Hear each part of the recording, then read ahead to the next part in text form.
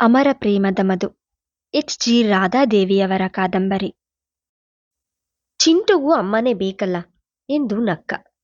ನಾನು ಮತ್ತೆ ನಿನ್ನತ್ರ ಬಂದ್ರೆ ಏನ್ ಸಿಗುತ್ತೆ? ಮಮ್ಮಿನ ಪ್ಲೀಸ್ ಮಾಡಿದ್ರೆ ಆಸ್ತಿ ಕೋಟ್ಯಾಂತರ ರೂಪಾಯಿ ಸಿಗುತ್ತೆ ಎಂದ ಚಿಂಟು. ಮಗನ ಮಾತು ಕೇಳಿ ದಿಗ್ಭ್ರಾಂತನಾದ. ಎಳೆ ಮಗುವಿನ ಮನದಲ್ಲಿ ಇಂಥ ಭಾವನೆ ಬಿತ್ತೋರು ಯಾರು ಜಯ? ಕೋಪದಿಂದ ಕೇಳಿದ. ಜಯಶ್ರೀಯು ಮಗನ ಕ್ರಾಪ್ ಮುದ್ದಿನಿಂದ ಕೆದರಾಡಿ, ತುಂಟ, ಯಾರೋ ನಿನ್ಗಿದ್ದೆಲ್ಲ ಹೇಳಿದ್ದು ಎಂದಳು. ಅಜ್ಜಿನೇ ಹೇಳಿದ್ರು, ಪಪ್ಪ ಬಡವರಂತೆ, ನೀನು ಪ್ರೀತಿಸಿ ಮದ್ವೆ ಆಗಿದ್ಯಂತೆ, ಕಂಪ್ನಿ ಫ್ಯಾಕ್ಟ್ರಿ ಎಲ್ಲ ನಿನ್ನ ಹೆಸರಿನಲ್ಲಿದೆಯಂತೆ ಎಂದ. ನಿಮ್ಮ ಪಪ್ಪನ್ಗೂ ತಿಂಗಳಿಗೆ 25,000 ಸಂಬಳ ಬರುತ್ತೋ ಎಂದಳು ನಗುತ್ತ. ಮಗನ ಮಾತು ಹೆಮ್ಮೆಯಾಗಿ ಸ್ವೀಕರಿಸಿದಳೆ ವಿನಃ ತನ್ನ ಪತಿಗೆ ಇದ್ರಿಂದ ನೋವಾಯಿತೆಂದು ತಿಳಿಯಲಿಲ್ಲ. ಲಲಿತಮ್ಮನ ಕೀಳುಗುಣ ಸ್ವಭಾವ ಗೊತ್ತಿತ್ತು ಅವನಿಗೆ. ಹೆಂಡತಿಯ ಈ ಅಹಂಕಾರ, ಮಗನ ಉದ್ದಟತನ, ಲಲಿತಮ್ಮನ ಕೀಳುತನ ಎಲ್ಲದರಿಂದ ಬೇಸತ್ತ ಅವನಿಗೆ ಶಾಂತಿ ಸಿಕ್ತಿದ್ದುದು ಆ ಪುಟ್ಟ ಮಗುವಿನಿಂದ. 1 ವಾರದಿಂದ ಆ ಮಗು ಇಲ್ಲದ್ದು ಬಣಬಣ ಎನಿಸ್ತು. ಆ ದಿನವೆಲ್ಲ ಹೇಗೋ ಕಳೆದು ಮಾರನೇ ದಿನ ಪತ್ನಿ ಬಂದೊಡನೆ ಕೇಳಿದ, ಎಲ್ಲಿ ಚಿನ್ನಿ ಎಂದ. ಮುಂಬೈನ ಬೋರ್ಡಿಂಗ್ ಸ್ಕೂಲ್ಗೆ ಸೇರ್ಸಿದ್ದೀನಿ ಎಂದಳು. ಜಯ ಎಂದು ಕೋಪದಿಂದ ಚೀರಿದ ರಾಜಸಿಂಹ. ಆಕಾಶ ಕಿತ್ತು ಬೀಳೋ ಹಾಗೆ ಅರಚಬೇಡಿ. ಚಿಂಟು ತುಂಬಾ ದುಷ್ಟ, ಅವಳಿಗೆ ಒಡೆದು ಬಡ್ದು ಮಾಡ್ತಾನೆ ಅಂತ ಅತ್ತೆ ಹೇಳ್ತಾನೆ ಇದ್ರು. ಅಲ್ಲಿ ವರ್ಷಕ್ಕೆ 40,000 ರೂಪಾಯಿ ಫೀಸ್, ಫಸ್ಟ್ ಕ್ಲಾಸ್ ಊಟ ತಿಂಡಿ, ವೈದ್ಯಕೀಯ ವ್ಯವಸ್ಥೆ ಎಲ್ಲ ಇದೆ. ಅವಳಿಗೊಬ್ಬ ಪಾಲಕಿ ಇರ್ತಾರೆ. ಶಾಲೆಯಲ್ಲಿ 12 ಜನ ವಿದ್ಯಾರ್ಥಿನಿಯರು. ಇಂಗ್ಲಿಷ್, ಫ್ರೆಂಚ್, ಹಿಂದಿ 3 ಭಾಷೆ ಕಲಿಸ್ತಾರೆ. ನನ್ನ ಮಗಳು ಒಬ್ಬ ಇಂದಿರಾ ಗಾಂಧಿ ಆಗ್ಬೇಕು ಅಂತ ನನ್ನ ಆಸೆ. ಇಲ್ಲಿ ನಮ್ಮಿಬ್ರಿಗೂ ಅವಳನ್ನ ನೋಡ್ಕೊಳ್ಳಿಕ್ಕೆ ಪುರ್ಸೊತ್ತಿಲ್ಲ. ಶಾಲೆ ತಪ್ಪಿಸ್ತಿದ್ಲು. ಮಾರ್ಕ್ಸ್ ಕಾರ್ಡ್ನಲ್ಲಿ 12ನೇ ರ್ಯಾಂಕ್ ಎಂದಳು. 6 ವರ್ಷದ ಮಗು ಅದು, ಫಸ್ಟ್ ಸ್ಟ್ಯಾಂಡರ್ಡ್ ಎಂದ. ಅವನ ದನಿಯಲ್ಲಿ ವ್ಯಥೆ ತುಂಬಿತ್ತು. ಗಿಡವಾದಾಗ ಬಗ್ದೆ ಇದ್ದದ್ದು ಮರವಾದಾಗ ಬಗ್ಗಲ್ಲ ಕಣ್ರಿ. ನಮ್ ಅತಿ ಮುದ್ದು ಮಕ್ಕಳನ್ನ ಹಾಳು ಮಾಡಬಾರ್ದು ಎಂದು ನೀತಿ ಹೇಳಿದ್ಲು. ಅಷ್ಟು ನೀತಿ ಹೇಳೋಳು ನಿನ್ನ ಚಿಂಟುನ್ಯಾಕೆ ಅಲ್ಲಿ ಸೇರಿಸಬಾರ್ದು? ನಿಜವಾಗಿ ತುಂಟ ಉದ್ದಟ ಇರೋದು ಅವನು ಎಂದ. ಅವಳು ನಿರಾಶವಾಗಿ, ಸದ್ಯಕ್ಕೆ ಫಸ್ಟ್ ರ್ಯಾಂಕ್ ಇದ್ದಾನೆ. ಅವನು ಫಸ್ಟ್ ರ್ಯಾಂಕ್ ತಪ್ಪಿಸ್ಕೊಂಡು ದಡ್ಡನಾದ್ರೆ ಅವನನ್ನ ಎಲ್ಲಾದ್ರೂ ಒಳ್ಳೆ ಬೋರ್ಡಿಂಗ್ ಶಾಲೆಗೆ ಹಾಕ್ತೀನಿ ಎಂದಳು. ಆ ರಾತ್ರಿ ಅವನು ತುಂಬಾ ನಿರಸವಾಗಿದ್ದ. ಅವನ ಮನಸ್ಸು ಶೂನ್ಯವಾಗಿತ್ತು. ತನ್ನ ಕಂದ, ತನ್ನ ಮಗು ಅದು, ಹೋಗಿ ಕರೆತರಬೇಕು ಎನಿಸ್ತಿತ್ತು. ಆದ್ರೆ ಈ ಸಂಸಾರದಲ್ಲಿ ತಮ್ಮ ಮಾತಿಗೆ ಬೆಲೆ ಏನಿದೆ? ಎಲ್ಲ ಅವಳದೇ ಸಾಮ್ರಾಜ್ಯ, ಅವಳದೇ ತೀರ್ಪು, ಅವಳದೇ ನಿರ್ಧಾರ. ಬೆಂಕಿಯಲ್ಲಿ ಬಿದ್ದ ಹುಳದಂತೆ ಅವನು ಚಡಪಡಿಸುವ ರೀತಿ ಅವನ ಹಣೆಯ ಮೇಲೆ ಕೈಯಿಟ್ಟು ಅವಳು ಹೇಳಿದ್ಲು, ಪ್ರೀತಿ ಅಂದ್ರೆ ಏನು ಅಂತ ಆಗಾಗ ನೀವು ಕೇಳ್ತಿರಲ್ಲ, ಆಗಾಗ ಹೇಗೆ ಪ್ರೀತಿಸ್ಬೇಕು ಅಂತಿರಲ್ಲ.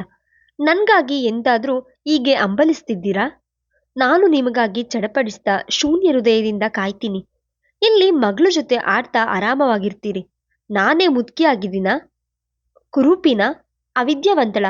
ಬಡವಳ? ನನ್ ಕಂಡ್ರೆ ಹೇಗೆ ತಿರಸ್ಕಾರ ಮಾಡ್ತೀರಿ? ಆ ಮಗು ದೂರ ಹೋದ್ಮೇಲಾದ್ರೂ ಮಗುವಿನ ತಾಯಿ ನಿಮ್ಗೆ ಬೇಕಾಗ್ತಾಳೇನೋ ಎಂದಳು. ಅವನು ನಿಟ್ಟುಸಿರಿಟ್ಟು, ನಿನ್ನ ಹೇಗೆ ಪ್ರೀತಿಸ್ಬೇಕು ಅಂತ ಒಂದು ಟೈಮ್ ಟೇಬಲ್ ಹಾಕ್ಕೊಡು. ಕೆಲವು ನಿನಗೆ ಬೇಕಾದ ಡೈಲಾಗ್ಸ್ ಹಾಕ್ಕೊಡು. ಅದನ್ನೇ ಜಪ ಮಾಡ್ತಾ ಕೂತಿರ್ತೀನಿ ಎಂದ. ಪ್ರೀತಿ ಹೇಳ್ಕೊಟ್ರೆ ಬರಲ್ಲ, ಹೃದಯದಿಂದ ಮನಸ್ಸಿನಿಂದ ಬರಬೇಕು. ನೋಡಿ, ಬಾಂಬೆಯಿಂದ 8 ಲಕ್ಷ ರು ಕೊಟ್ಟು ಈ ವಜ್ರದ ಹಾರ ತಂದಿದ್ದೀನಿ. ನೀವಿದನ್ನ ನನಗೆ ಪ್ರೆಸೆಂಟ್ ಮಾಡಬೇಕು ಎಂದಳು. ಈ ಕಳ್ಳಾಟ ಯಾಕೆ? ನಮ್ಮ ತಾಯಿಗೆ ಎಲ್ಲಿ ಹಣ ಕೊಡ್ತೀನಿ ಅಂತ ಭದ್ರ ಮಾಡ್ತಿ. ತಿಂಗಳಿಗೆ 10,000 ನೆಕ್ಲೆಸಿಗೆ ಕಟ್ತೀನಿ, 15,000 ನನ್ನ ಸ್ವತಂತ್ರ ಎಂದ. ಊಟ ತಿಂಡಿ ವಸ್ತಿ ಎಲ್ಲ ಇಲ್ಲಿದೆ. ಓಡಾಡ್ಲಿಕ್ಕೆ ಕಾರು ಇದೆ. ಡ್ರೈವರ್ ಕಂಪ್ನಿಯಿಂದ ಮನೆಯಿಂದ ಕಂಪ್ನಿಗೆ ಕರೆದುಕೊಂಡು ಹೋಗ್ತಾನೆ. ಅಪ್ಸರೆ ಅಂತ ಹೆಂಡ್ತಿ ನಾನಿದ್ದೀನಿ. ನಿಮ್ಗೆ ದುಡ್ಡು ಯಾಕೆ? ಕೈಲಿ ದುಡ್ಡಿದ್ರೆ ಬೇರೆ ಹುಡ್ಗಿರ್ ಮೇಲೆ ಮನ್ಸರಿಯುತ್ತೆ. ಮನೆ ಹೆಂಡ್ತಿಯಲ್ಲಿ ಹಲವು ದುರ್ಗುಣ ಎದ್ದು ಕಾಣುತ್ತೆ ಎಂದಳು. ಏಕೋ ನನ್ಗೆ ಹೆಂಗಸ್ರು ಅಂದ್ರೆ ಜಿಗುಪ್ಸೆ ಹುಟ್ಟಿದೆ. ಕೈಯಲ್ಲಿ ದುಡ್ಡಿದೆ ಅಂತ ಬರೋ ಹೆಂಗಸರನ್ನ ನಾನು ಖಂಡಿತ ಪ್ರೀತಿಸಲ್ಲ. ಹಾಗಿದ್ರೆ 10 ವರ್ಷ ನಿಮ್ಗೆ ದುಡ್ಡು ಕಾಸಿನ ಸ್ವತಂತ್ರ ಕೊಡಲ್ಲ. 40 ಮೇಲೆ ನೀವು ಮುದುಕ್ರು ಅಂತ ನಾನು ಡೈವರ್ಸ್ ಮಾಡ್ತೀನಿ. ಆಗ ಯಾವ್ದಾದ್ರೂ ಹುಡ್ಗಿ ಹಿಂದೆ ಹೋಗಿ ಎಂದಳು. ಅಂತೂ ನನ್ನ ಕೈಯಲ್ಲಿ ದುಡ್ಡಿದ್ರೆ ಹುಡ್ಗಿ ಹಿಂದೆ ಹೋಗ್ತೀನಿ ಅಂತ ನಿನ್ ಭಯ. ಅದಕ್ಕೆ ಒಡವೆಯ ನಾಟಕ ಆಡ್ತಿ. ನಾನೇನೋ ಅಮ್ಮನ ಮೇಲಿನ ಜಲಸ್ಸಿಗೆ ಹಾಗೆ ಆಡ್ತಿ ಅಂದ್ಕೊಂಡೆ ಎಂದ. ಒಟ್ನಲ್ಲಿ ಈ ನೆಕ್ಲೆಸ್ ನಿಮ್ ಕಡೆದು ಎಂದಳು. ಸರಿ, ಒಪ್ಪಿದ್ದೇನೆ ಎಂದ. 3 ದಿನ ಅವಳು ಊರಲ್ಲಿದ್ದಳು. ನಂತರ ಮುಂಬೈಗೆ ಹೊರಟ್ಲು. ಅಲ್ಲಿಂದ ಅವಳು ಅಮೆರಿಕಾಗೆ ಹೋಗಿ ಬರೋದು 3 ತಿಂಗಳಾಗ್ತಿತ್ತು. ನಿಮ್ಮ ಮಗಳ ಬಗ್ಗೆ ಚಿಂತೆ ಮಾಡಬೇಡಿ. ನಮ್ಮಮ್ಮ ಬಾಂಬೆಲೇ ಇರೋದಲ್ವಾ. ಅಣ್ಣನ ಕಂಪ್ನೀಲಿ ಈಗ ಆನರರಿ ವರ್ಕ್. ವಾರ ವಾರ ಹೋಗಿ ಮಾತಾಡ್ಸಿ ಬರ್ತಾಳೆ ಎಂದಳು. ತಾಯಿಯಾಗೆ ನನ್ನ ಬದುಕು ಶಾಪದ್ದೇನೋ. ಎಷ್ಟು ಪ್ರೀತಿಸಿ ವಿವಾಹವಾದ್ರೆ, ಇಬ್ಬರದು ತುಂಬ ಶ್ರೀಮಂತ ಮನೆತನವಾದ್ರೆ ಪ್ರೈಡ್ ಆ್ಯಂಡ್ ಪ್ರಿಜುಡಿಸ್ ಆಗುತ್ತೆ ಅಂತ ಶ್ರೀಮಂತಿಕೆಯಲ್ಲಿ ನನಗಿಂತ ಕಮ್ಮಿ ಇರೋರನ್ನ ಆರಿಸ್ದೆ. ಆದರೆ ನಿಮ್ಮ ಅಹಂಕಾರ, ನಿರಾಸಕ್ತಿ ನೋಡಿದ್ರೆ ನಮ್ಮ ತಂದೆ ನಮ್ಮ ತಾಯಿಗೆ ಹೀಗೆ ಮಾಡ್ತಿದ್ದಿದ್ದು ನೆನಪಾಗತ್ತೆ. ಅಮ್ಮನಿಗೆ ತವ್ರ ಮನೆ ಕಡೆಯಿಂದ ಬಂದ 10 ಲಕ್ಷ ಆಸ್ತಿ ಇತ್ತು. ಅಪ್ಪನಿಂದ ದೂರಾಗಿ ಬಾಂಬೆಲಿ ನಮ್ಮ ದೊಡ್ಡಪ್ಪನ ಕಂಪ್ನಿಲಿ ಪಾಲುದಾರಳಾಗಿ ಸೇರಿದ್ಲು. ಅಮ್ಮ ಪೂರ್ತಿ ದೂರ ಆದ ಮೇಲೆ ಅಪ್ಪನಿಗೆ ಎಂಥ ವಸ್ತುನ ಕಳ್ಕೊಂಡೆ ಅಂತ ಅರಿವಾಯ್ತು. ರೂಪದಲ್ಲಿ, ಶ್ರೀಮಂತಿಕೆಯಲ್ಲಿ, ಬುದ್ಧಿವಂತಿಕೆಯಲ್ಲಿ, ವಿದ್ಯೆಯಲ್ಲಿ ಅಮ್ಮನಿಗೆ ಸರಿಸಾಟಿಯಾದ ಹೆಣ್ಣು ಯಾರೂ ಇರಲಿಲ್ಲ. ಆಮೇಲೆ ಅಮ್ಮನಿಗಾಗಿ ಅಂಬಲಿಸಿ ನಿರಾಶನಾಗಿ ಡ್ರಂಕರ್ಡ್ ಆದ್ರು. ಫಿಲ್ಮ್ ಆಕ್ಟರ್ ಗುರುದತ್ ಕತೆ ಗೊತ್ತಾ ನಿಮ್ಗೆ? ಗೀತಾದತ್ ಎಂಥ ಚೆಲುವೆ, ಎಂಥ ಕಂಠ. ಅಂಥ ಚೆಲುವೆಯರಿಗೆ ತಮ್ಮ ಗಂಡ ತಮ್ಮನ್ನ ನೆಗ್ಲೆಕ್ಟ್ ಮಾಡಿದ್ರೆ ಸಹಿಸಲಾಗುತ್ತಾ? ಏಕಪತ್ನಿ ವ್ರತಸ್ಥನಾಗಿ ತನ್ನ ಗಂಡ ತನ್ನ ಚೆಲುವನ್ನ ಆರಾಧಿಸ್ಲಿ ಅಂತ ಆಸೆ ಇರುತ್ತೆ. ಗಂಡನ ದ್ವಿಮುಖ, ನೀತಿ ಸಹಿಸ್ತ ಅಂತ ಪ್ರತಿಭಾವಂತೆಯರು ಸಾಮಾನ್ಯ ಗೃಹಿಣಿಯಾಗೆ ಬಾಳಲಾರಳು ಎಂದು ಭಾಷಣ ಬಿಗಿದಳು. ನೀನು ರೂಪವತಿ, ವಿದ್ಯಾವಂತೆ, ಪ್ರತಿಭಾಶಾಲಿ. ಆದರೆ ನಿನ್ನ ಅತೃಪ್ತಿ, ಆರಾಧನೆ ಸಾಲದು ಅಂತ ಈ ಬಗೆಯ ದಾಹಕ್ಕೆ ನಾನು ಬಲಿಪಶು ಹಾಕ್ತಿದ್ದೀನಿ. ಪ್ರತಿ ರಾತ್ರಿ ನಾನು ಒಂದಿಮಾಗದರ ಹಾಗೆ ನಿನ್ನ ಗುಣ ರೂಪ ಬಣ್ಣಿಸಿ ಕವನ ಆಡ್ಲೇನು ಎಂದ. ಏಕೆ ಹಾಡಬಾರ್ದು? ಅದಕ್ಕಿಂತ ಬೇರೆ ಕೆಲಸ ಏನಿದೆ ನಿಮ್ಗೆ? ಬೇರೆ ಗೃಹಸ್ಥರ ಹಾಗೆ ಸಂಸಾರದ ಚಿಂತೆ ಇದೆಯಾ? ಅಕ್ಕಿ ಬೇಳೆ ತರಬೇಕಾ? ಹಣದ ಕೊರತೆ, ಬಡತನದ ಚಿಂತೆನಾ? ಆಫೀಸಲ್ಲಿ ಮೇಲಧಿಕಾರಿ ಒತ್ತಡನಾ? ನನ್ನಂತ ಹೆಂಡತಿ ಕೈ ಹಿಡಿದಿದ್ರಿಂದ ಬದುಕು ಹೂವಿನ ಹಾಸಿಗೆ ಆಗಿದೆ. ಕ್ಯಾಡಿ ಲಾಕ್ಕರ್ನಲ್ಲಿ ಕೂತು ಆಫೀಸ್ಗೆ ಹೋಗಿ ಅವನಿಯಂತ್ರಕ ಕೋಣೆಯಲ್ಲಿ ಕೂತು ಮಾಲೀಕರ ಅಳಿಯ ಅಂತ ಎಲ್ಲರಿಂದ ಗೌರವ ಪಡೆದು ಸ್ವತಂತ್ರವಾಗಿ ಒಂದಿಷ್ಟು ಕೆಲಸ ಮಾಡಿ 25,000 ರು ಎಣಿಸ್ತಿದ್ದೀರಿ ಎಂದಳು. ಸ್ವಾಭಿಮಾನಿಯಾದ ಅವನಿಗೆ ಮಡದಿಯ ಈ ಬಗೆಯ ಸತತ ದೂಷಣೆ, ಘರ್ಷಣೆ, ಬೇಸರ ಹಾಗೂ ಜಿಗುಪ್ಸೆಯೊಡನೆ ಮನಸ್ಸು ಘಾಸಿಗೊಳಿಸುತ್ತಿದ್ದವು. ನನ್ಗಿಂತ ನೀವು ಎಲ್ಲ ವಿದ್ಯದಲ್ಲಿ ಕಡಿಮೆ. ನಾನು ನಿಮ್ಮನ್ನ ವಿವಾಹವಾದದ್ದೇ ಒಂದು ಮಹಾಭಾಗ್ಯ ಎಂದು ಆರಾಧಿಸಿಕೊಂಡಿರಿ ಎಂಬ ಅವಳ ಅಂಗಣೆಯಿಂದ ದೂರಾಗಿ ಎಲ್ಲಾದರೂ ಹೊರಟು ಬೇಕೆನಿಸುತ್ತಿತ್ತು. ಆತ್ಮೀಯತೆಯೇ ಇಲ್ಲದ ಈ ದಾಂಪತ್ಯ ಜೀವನಕ್ಕೆ ಅರ್ಥವೇನು? ಇವರಪ್ಪನಂತೆ ನಾನು ಪರಸ್ತ್ರೀ ವ್ಯಾಮೋಹಿಯಲ್ಲ. ಪರಸ್ತ್ರೀ ಹಿಂದೆ ಸುತ್ತುತ್ತಾ ಪತ್ನಿಯ ಮನಕ್ಕೆ ಬೇಸರ ಇಡಿಸಿದ್ದೇನೆಯೇ? ಒಂದು ಕ್ಷಣ ಮನಃಶಾಂತಿ ಇಲ್ಲದೆ ವರ್ತಿಸುವ ಅವಳ ರೀತಿ ಅವನ ಬದುಕಿಗೆ ಶಾಪವಾಗಿತ್ತು. ಏನು ಕಡಿಮೆ ಆಗಿದೆ ತಮ್ಗೆ?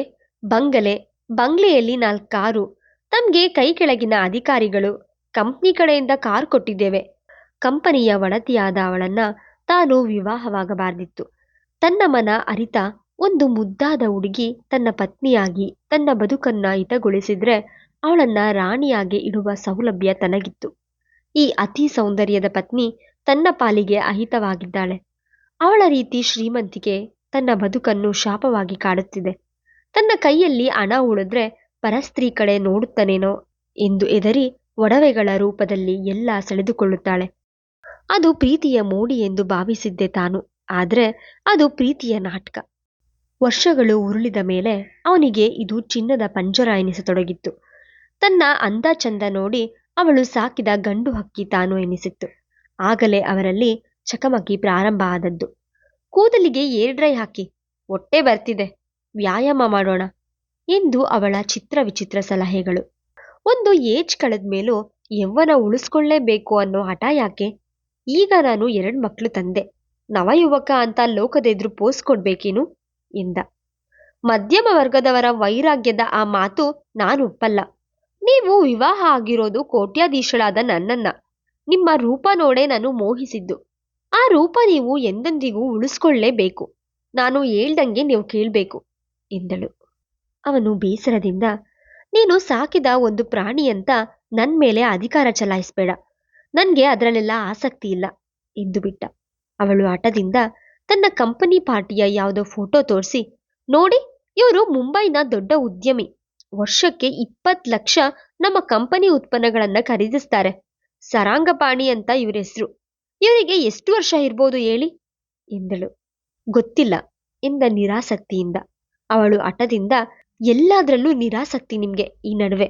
ನೋಡಿ, ಅವರಿಗೆ 60 ವರ್ಷ, ನೋಡಿದ್ರೆ 35ರ ಮೇಲೆ ಹೇಳಕ್ಕಾಗಲ್ಲ ಎಂದು ಏನೇನೋ ಹೇಳಿದ್ಲು. ಸರಿ, ಅಷ್ಟೆಲ್ಲ ಜಾಗರೂಕತೆಯಿಂದ ಆತ ರೂಪ ಕಾಪಾಡಿಕೊಂಡಿದ್ರು ಅವರಿಗೆ 60 ಅಂತ ನಿಮ್ಮೆಲ್ರಿಗೆ ಗೊತ್ತಾದ್ಮೇಲೆ ಇನ್ನು ಉಳಿದಿದ್ದೇನು ಎಂದ. ಅವಳು ಕೋಪದಿಂದ, ನಿಮ್ದೆಲ್ಲ ಇಂಥ ವಿತಂಡವಾದವೇ. 60 ಹೇಗಿದ್ದೀರಿ ಅಂತ ಎಲ್ಲರೂ ಅವರನ್ನ ಹೇಗೆ ಅಪ್ರಿಷಿಯೇಟ್ ಮಾಡ್ತಾರೆ ಗೊತ್ತಾ ಎಂದು ಅವರ ಬಗ್ಗೆ ವರ್ಣಿಸಿದ್ಲು. ಅವನು ಉದಾಸೀನನಾಗಿ ಸುಮ್ಮನಿದ್ದ. ದಿನ ದಿನಕ್ಕೆ ಇಬ್ಬರಲ್ಲಿ ವಿರಸ ಹೆಚ್ಚುತ್ತಲೇ ಇದೆ.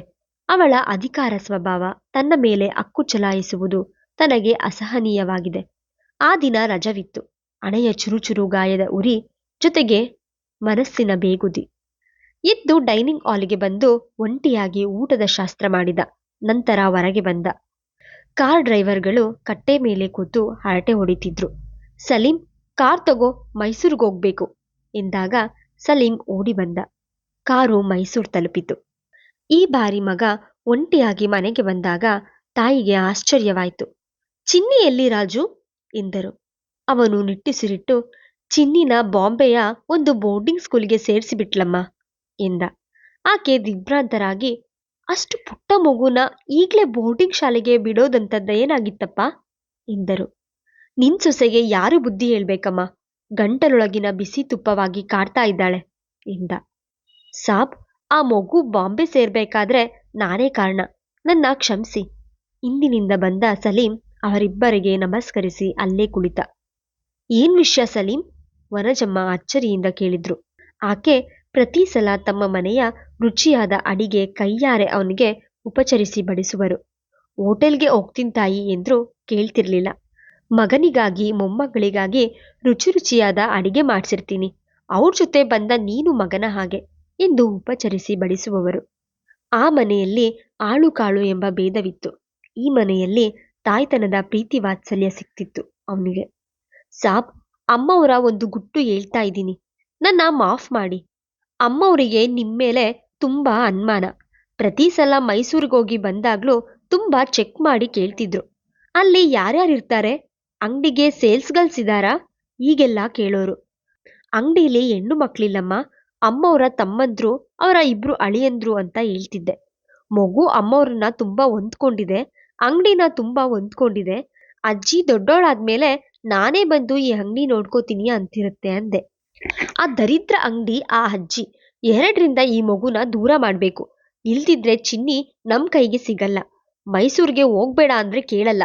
ಅವರಪ್ಪನಿಂದ ತಾನೇ ಮೈಸೂರು ಎಂದು ಹಂಬಲಿಸುತ್ತೆ. ಇವರು ಮರೆತ್ರು ಬಿಡಲ್ಲ. ಪಪ್ಪ, ಮೈಸೂರ್ಗೆ ಹೋಗ್ಬೇಕು, ಅಜ್ಜಿನ ನೋಡ್ಬೇಕು. ಅಜ್ಜಿ ಅಂಗಡಿಲಿ ದೊಡ್ಡ ದೊಡ್ಡ ಗಾಜಿನ ಸೀಸೆಲಿ peppermint, chocolate, Gems packet, Pepsi ಎಲ್ಲ ಹಾಕಿಟ್ಟಿರ್ತಾಳೆ. ಆ ಅಂಗಡಿ ಅಂದ್ರೆ ನನಗೆ ಆಸೆ ಅಂತ ಬಡಬಡಿಸಿರ್ತಾಳೆ ಅಂತ ಏನೇನೋ ಅಂದಿದ್ರು ಎಂದ. ತಾಯಿ ಮಗ ಇಬ್ಬರು ನಿಟ್ಟುಸಿರಿಟ್ರು. ಮುಂದುವರಿಯುವುದು.